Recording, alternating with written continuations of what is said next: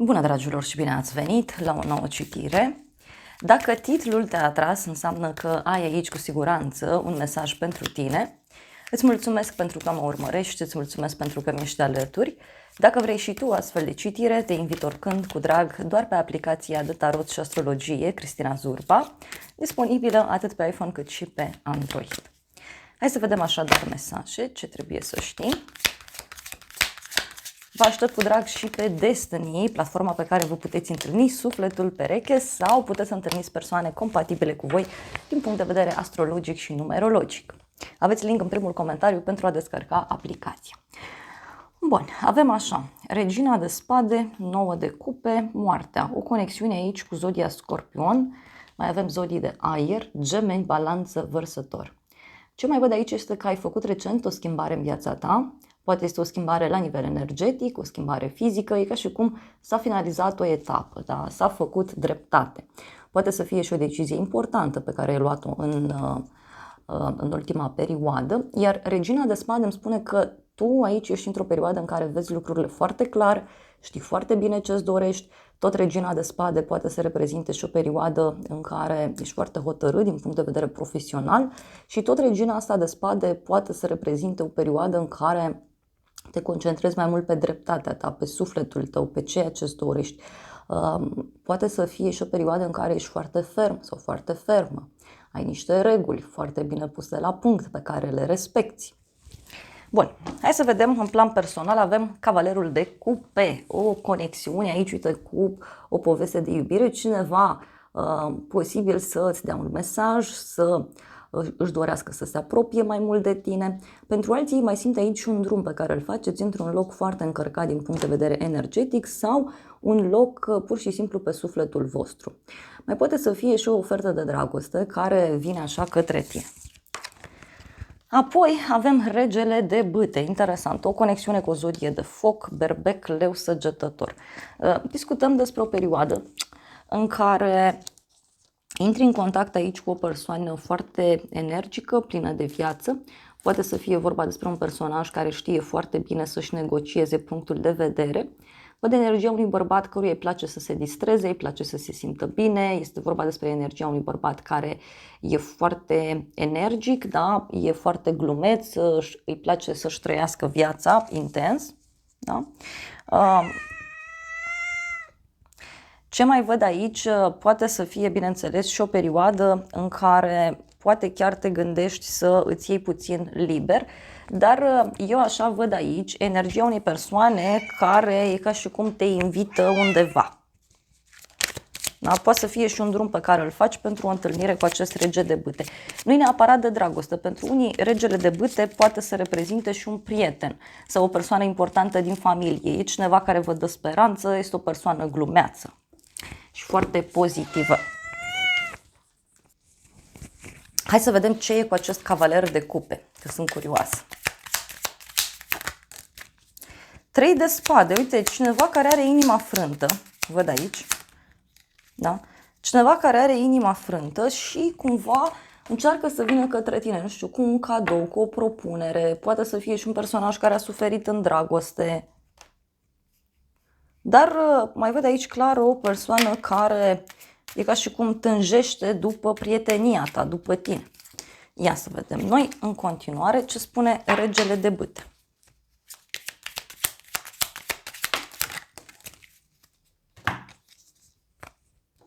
Avem 2 de bâte, pajul de monede. Da? În dragoste avem aici. Deci e vorba despre o primă bucurie, o primă victorie. Ce mai văd aici poate să fie și faptul că te interesezi de un drum lung, de o călătorie îndepărtată, te interesezi de, știu eu, o cheltuială pentru unii dintre voi. Poate așteptați pe cineva de la drum lung. Dar ce văd eu aici e o bucurie mare, da? Care are legătură și cu niște planuri pe care vi le faceți. 9 de cupe, 3 de monede în plan personal. Deci e vorba de o primă bucurie, o primă victorie. E ceva ce tu îți dorești foarte, foarte mult. E ca și cum construiești ceva, da? Lucrezi la ceva împreună cu prietenii, familia.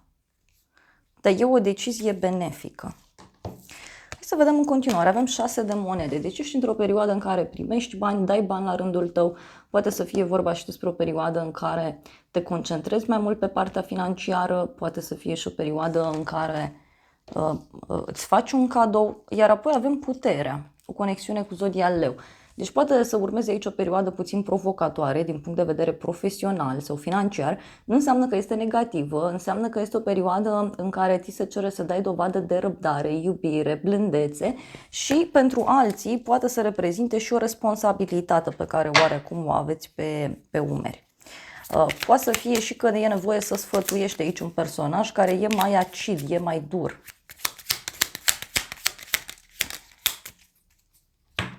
Avem așa, Marele Preot, Cavalerul de Cupe. Da?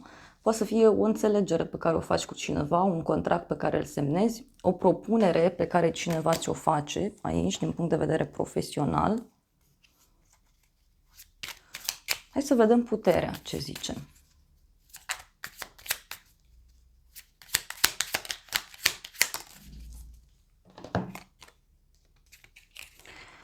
Opt de cupe, asul de cupe. Profesional e ca și cum renunți la o anumită activitate pe care o aveai de făcut și primești o veste. Primești o veste bună, o veste de pace, o veste de liniște.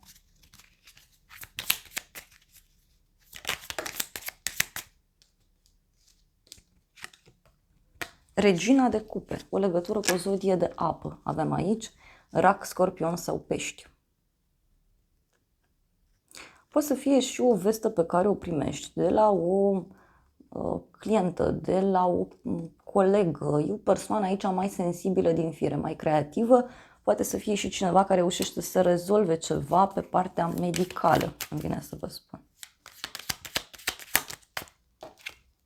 4 de bâte, deci pentru unii poate să fie și un fel de petrecere la locul de muncă sau poate să fie și un fel de realizare, bucurie pe care tu o ai. Asul de bâte. Un nou mod de a acționa, un nou început. Asul de bâte poate să reprezinte și o pasiune nouă pe care o ai.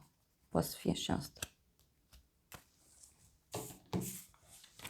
Surpriza, 8 de spade, luna, o legătură cu zodia Pești. Surpriza e o confuzie, o iluzie. Un personaj aici care e foarte confuz, care e foarte deziluzionat. Poate să fie vorba și despre niște minciuni, niște lucruri ascunse. Poate să fie un personaj mai obsedat din fire sau poate să fie vorba despre un personaj mai dur. Ia să vedem, 8 de spade. Regina de monede, da? Regina de monede, 5 de cupe și asul de monede. Na, surpriza aici poate avea legătură. Uite, avem o zodie de pământ. Taur, Fecioară, Capricorn, dar văd o persoană căreia îi pare rău după ceva ce pierde. Da? Poate e ceva pentru unii legat și de un nou început. O nouă casă, o nouă etapă. E un personaj căruia îi pare rău după o pierdere.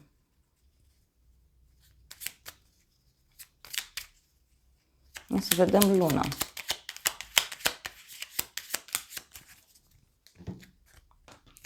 Patru de monede, 8 de spade. Deci surpriza poate avea legătură cu o persoană foarte încăpățânată. E o persoană foarte dură, este o persoană foarte ciudată.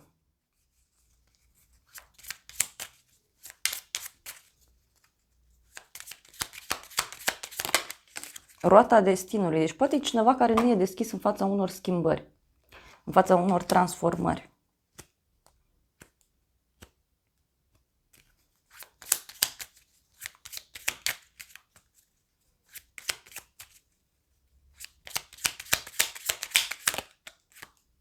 Cinci de monede. Poate să fie vorba despre o persoană care are o problemă de sănătate sau o problemă financiară. Poate să fie vorba și despre o persoană care se simte singură, abandonată. 9 de monede. Deci e ceva legat și de bani. Poate e ceva legat și de partea de încredere pentru unii dintre voi.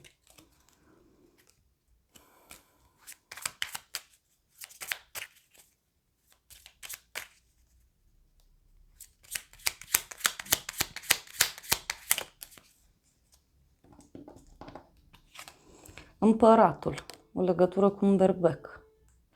Surpriza are legătură cu cineva care e deschis să-și schimbe viața. Da? Surpriza are legătură cu cineva care e pregătit să plece.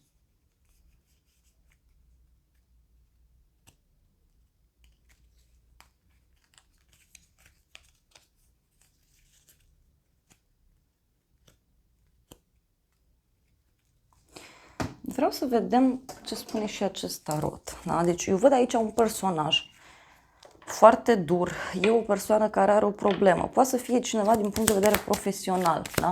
Un coleg, o colegă sau o situație care e destul de încurcată, aș zice eu.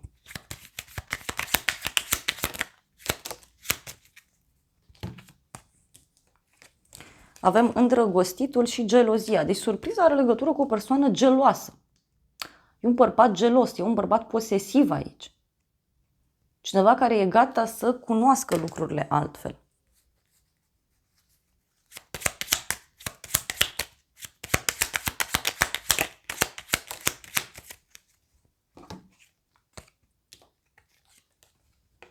Și avem văduvul și boala. Deci poate e cineva care nu poate să treacă peste trecut sau poate e vorba de o problemă de sănătate a cuiva care revine.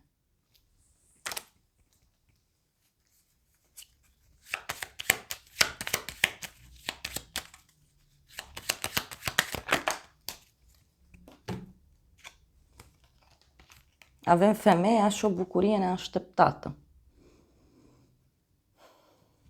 Deci dacă ești femeie, pentru tine toată povestea asta e ca o surpriză, adică cineva parcă vine către tine cu zâmbetul pe buze, dar care are niște intenții destul de ciudate, destul de complicate.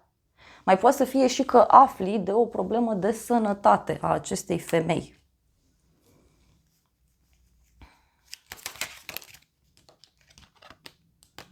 Gânditorul avem aici. Poate e vorba și de un personaj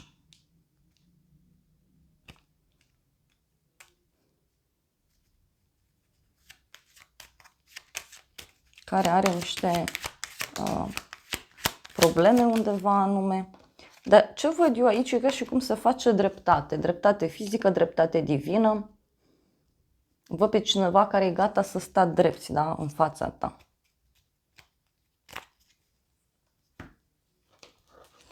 Ia să vedem ce spune tarotul meu. Și cu aceasta, eu cred că e vorba de o femeie. Surpriza aici, uite, are legătură așa cu un cadou, proces și judecată și bucurie de departe. Deci surpriza aici e clar, are legătură cu o veste trăsnet care apare în legătură cu o decizie. E o decizie de plecare, e o decizie de mutare, dar poate să vină și o veste surprinzătoare de la drum pe care eu o văd. Da, poate să fie și un blocaj financiar a unei persoane. Asta mai văd eu aici.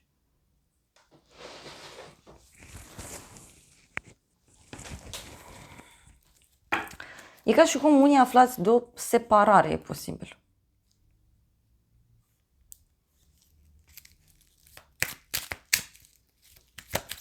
Ca și cum se separă ceva care ține și de bani. Da? E un personaj, nu știu, vestea asta, uite, poate să vină la o vreme de seară sau într-o perioadă în care cineva are mintea tulbure, deci cineva care nu vede lucrurile clar. Pentru că totuși eu văd aici că e vorba de o veste bună pentru tine, doar că, repet, e o persoană cu o obsesie foarte puternică.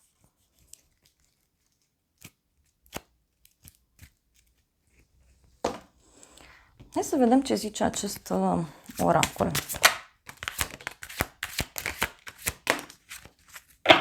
Surpriza avem așa, un bărbat sincer, un bărbat cu părul deschis la culoare, cu tenul mai deschis la culoare, avem o persoană de valoare, o persoană de calitate, o persoană sinceră și avem mesaje, apeluri telefonice. Deci asta văd clar. Și un cadou pe termen lung sau o surpriză pe termen lung. Mai vreau o carte.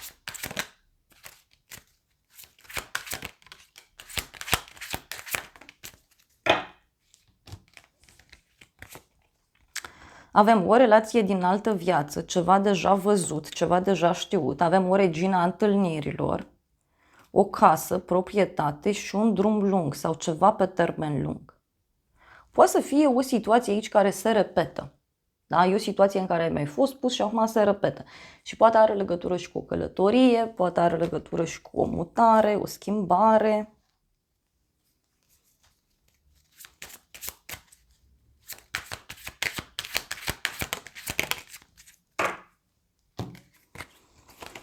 Muncă, profesie și control. Da? Cineva care vrea să preia controlul înapoi. Poate să reprezinte aici și o persoană care e mai... sau un personaj căruia îi place să controleze. Da? Poate să fie o persoană care fie manipulează, fie este vorba despre o persoană care se simte manipulată. Pentru unii, ce văd aici e o nouă iubire care apare. Deci o nouă persoană. Doar că, repet, situația asta e puțin complicată, pe care eu o văd aici. Hai să vedem ce zice și acest oracol. Cupidon.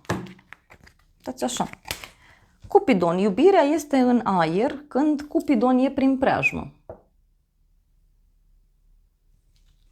Apoi avem așa, vise, împărtășiți-vă visele reciproc și încurajați-vă ca acestea să devină realitate. Apoi avem căsătorie. Căsătoria unor suflete este o uniune divină care va aduce împreună. Poate să fie și cineva care îți spune că visează să vă căsătoriți, să oficializați o relație, să... Și avem iubirea adevărată apare atunci când te aștepți mai puțin. Uită-te după semnele care îți aduc iubirea. Deci, poate să fie și o persoană care e puțin obsedată de tine sau o persoană care se gândește în continuu și abia acum are curajul să acționeze. Abia acum are curajul să spună lucrurilor pe nume. Bun, dragilor, acestea au fost previziunile de această dată. Eu îți mulțumesc pentru prezență, te îmbrățișez cu drag. Sper din suflet să-ți fie de folos informațiile și să ne revedem cu bine și data viitoare. Eu vă doresc să aveți parte de o zi sau de o seară cât mai frumoasă.